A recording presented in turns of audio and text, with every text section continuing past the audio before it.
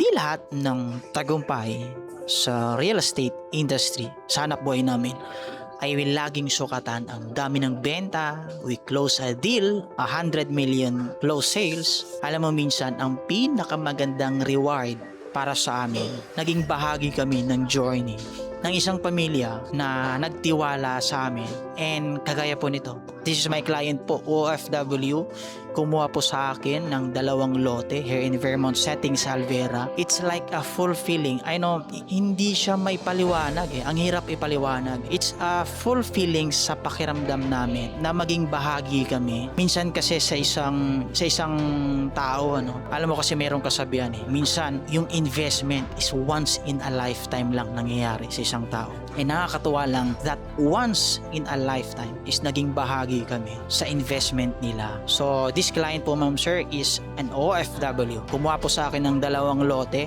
and salamat po sa Diyos. Salamat po sa client na ito, nagtiwala sa akin.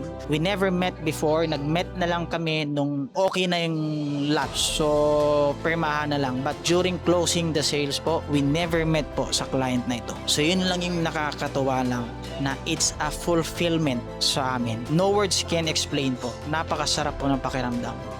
So, ayun lang, I would like to share lang with this experience na hindi lahat ng tagumpay. Of course, kumikita kami every close sales. Pero the feeling na no words can explain is just like this po. Alright?